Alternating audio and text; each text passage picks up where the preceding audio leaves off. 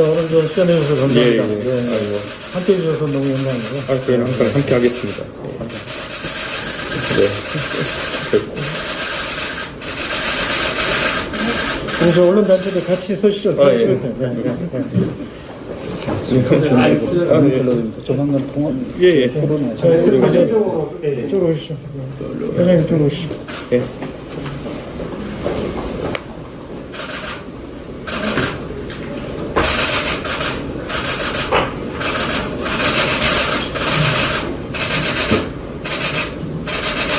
예.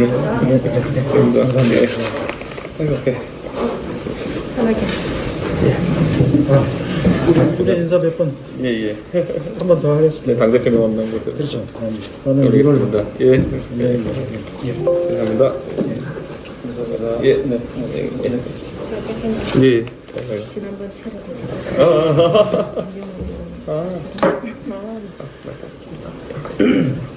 자, 이거는 예. 네, 감사합니다. 아, 예.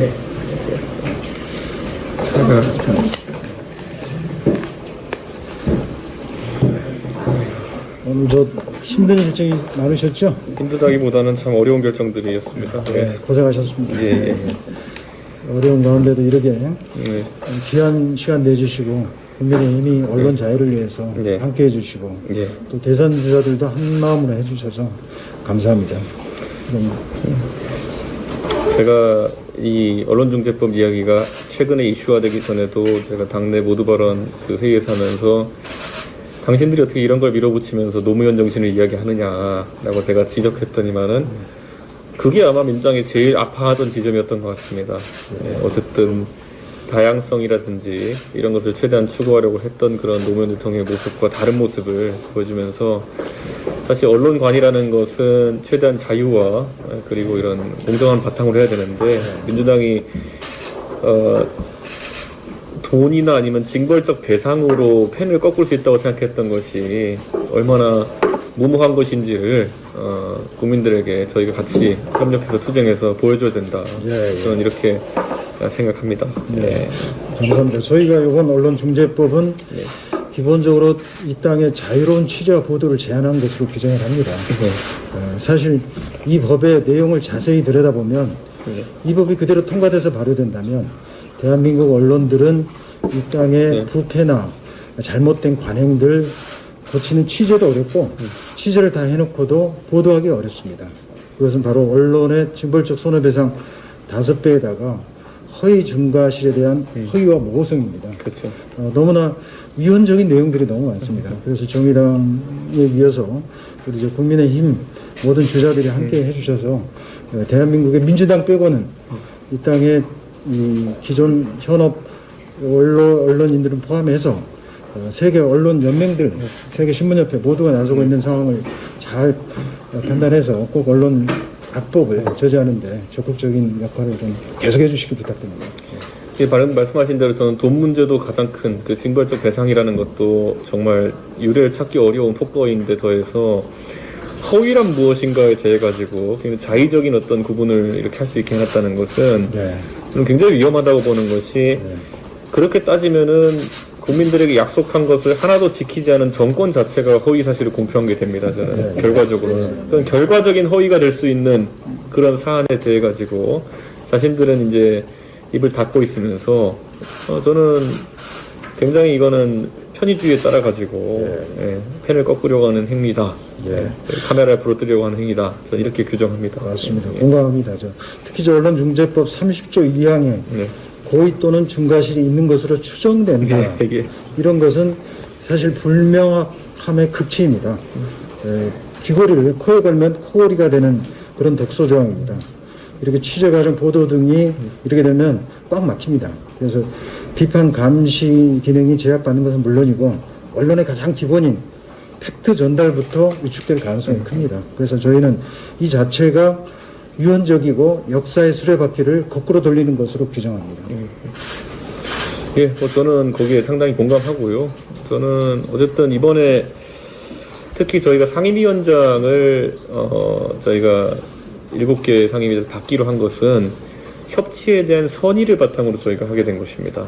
그래서 지금까지 문재인 정부 이후에 특히 21대 국회 출범 이후에 일방통행식 국회를 더 이상 방치할 수 없기에 저희가 어느 정도 저희가 원래 세웠던 원칙과 다른 판단을 해서 이제 상임위도 받고 하는 것인데, 그 펜에 잉크가 마르기도 전에 협치의 정신을 깨는 일반 강행 처리라는 방식으로 여러 가지 법을 입법하려고 하는 것은 말 그대로 협치에 대한 의지를 의심하게 됩니다.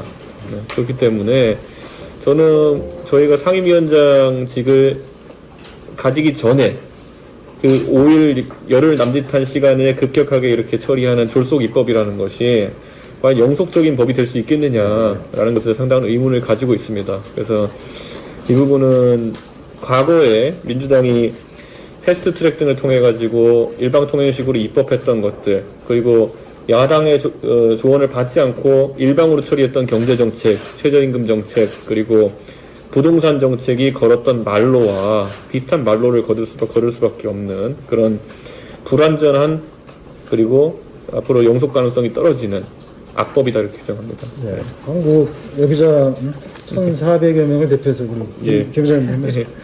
한국 여기자협회 회장 김수정입니다. 지금 제1야당 국민의힘 그리고 정의당까지 같이 나서서 지금 민주당이 완전 폭출을 하고 있는 이 언론중재법 관련 개혁에 대해서 반대하고 힘을 함께 해주셔서 감사하고요. 이거는 누가 누구를 도와서 하자, 같이 하자 이 차원이 아니라 민주주의 그리고 헌법에 기반한 언론 표현의 자유, 그 대의 아래서 공동으로 당연히 같이 하는 거다라는 생각을 하게 됩니다. 그래서 지금 뭐 여러 가지 구체적으로 우리 언론의 재갈을 물리는 여러 가지 사안들도 중요하지만, 지금 이 상황이 21세기 대한민국 이 상황이 어쩌다가 국제사회에서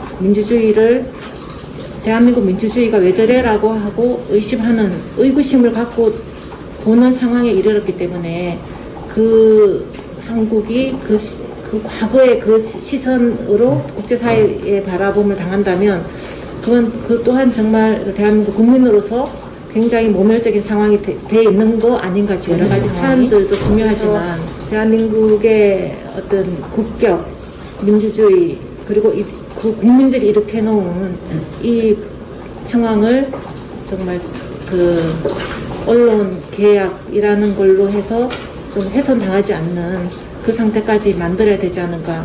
물론 뭐 오늘 있고 내일 법안 처리되고 이렇게 되면 대표님께서는 이제 용서하지 못할 것이다라고 하는데, 일단 오늘 내일 사이에 이거를 추진하고 있는 민주당이 지금 국민 여론과 국제사회의 시선을 좀 느껴서 좀 철회할 수 있도록 조금 더 힘을 더 좀 같이 모아주셨으면 좋겠다, 이런 생각이 듭니다.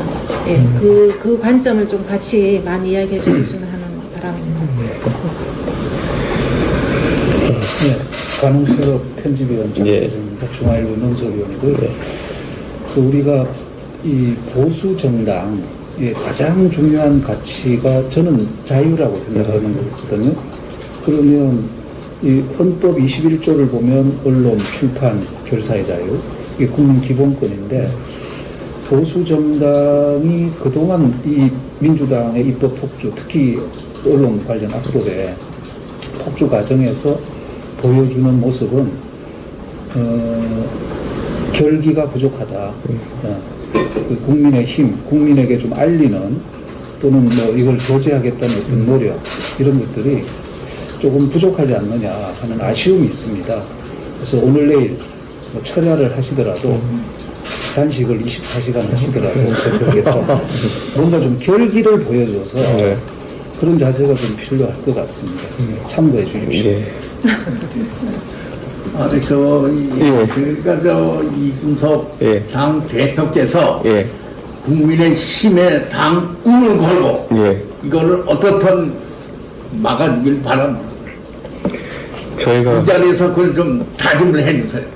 저희가 변명을 하진 않겠습니다. 저희가 지금 이 상임위원장 그 교체와 함께 저희는 거꾸로 이런 언론 악법 같은 것을 막기 위해서라도 저희가 다소간의 원칙의 변경이 있다 하더라도 상임위원장직을 받아들여서 이런 투쟁에 나서자라는 것이 저희의 생각이었고, 민주당이 이렇게 빨리 협치의 정신을 깨고 오히려 그것을 빌미 삼아 졸속 입법을 시행할 줄은 몰랐습니다.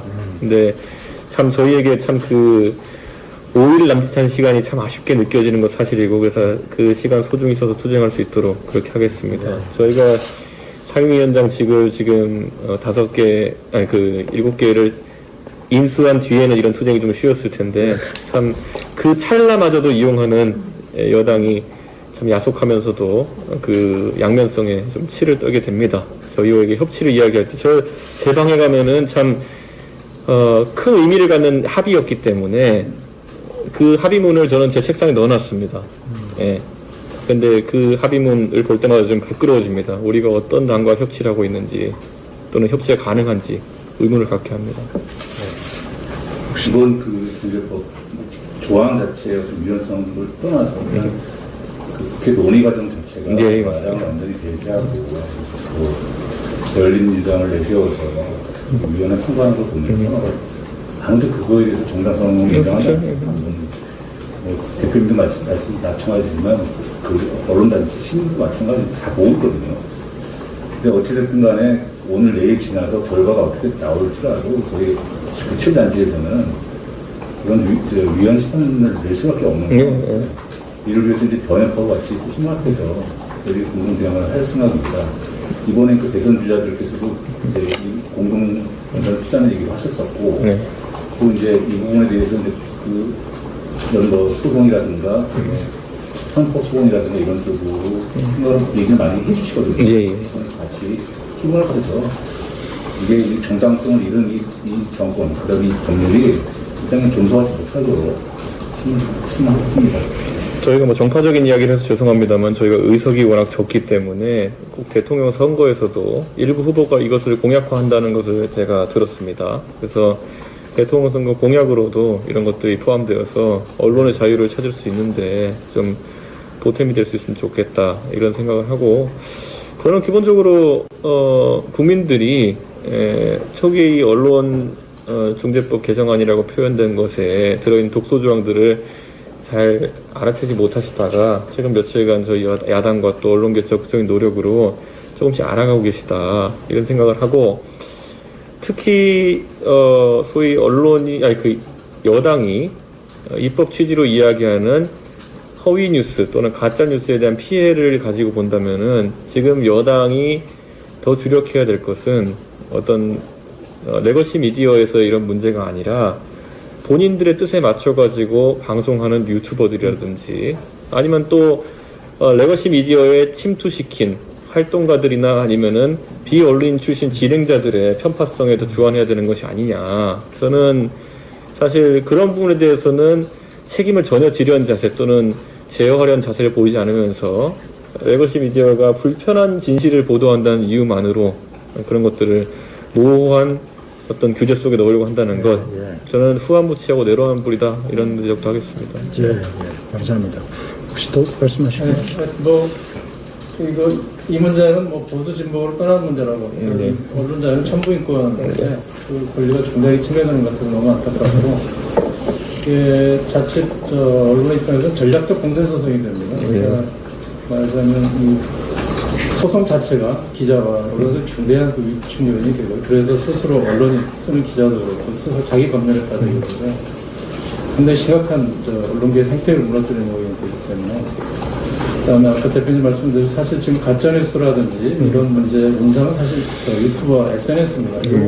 정작 이 문제를 방치하고 나름대로 치열하게 저널리즘을 추구하는 언론사들한테 이렇게 재갈문하면 상당히 국가를 수 없는 행위라고 봅니다. 오늘 저 귀한 시간 내주시고 저희들 말씀 경청해 주셔서 감사하고, 일단 오늘 내일 확실하게 잘 투쟁을 해서 언론 압도 꼭 저지해 주시고. 저희 내려가겠습니다. 그 이후에 우리 위원 소송하고 모든 행동에 저희들 그 대응에 같이 좀 힘을 합해서, 이건 뭐 정당과 어느 정당과 언론계의 뭐 협력 이걸 떠난 문제라고 생각을 해주시기 바랍니다. 저는 마지막에 이게 이제 헌법이거든요. 헌법 21조 한문으로 많이 나와 있죠. 모든 국민은 언론과 출판의 자유와 집회 결사의 자유를 가진다. 예. 언론 출판에 대한 허가나 법률은 인정되지 않는다. 그렇죠. 그다음에 이거를 제한할 수 있는 근거가 있습니다. 이제 제가 이걸 왜 보여드리냐면 절대 그럼에도 불구하고 자유와 권리에 대한 제한은 국가안전보장, 질서유지, 공공복리를 위해 한해서만 하는데 그것 자체도 자유와 권리의 본질적인 내용을 침해했었다. 이게 헌법입니다. 다 알고 있는 헌법에 헌법이지. 일반적인 언론중재법을 한다는 게 말이 안 되는 거죠. 공감해 주셔서 너무 감사하고요. 든든합니다. 예, 꼭 같이 싸우겠습니다. 감사합니다.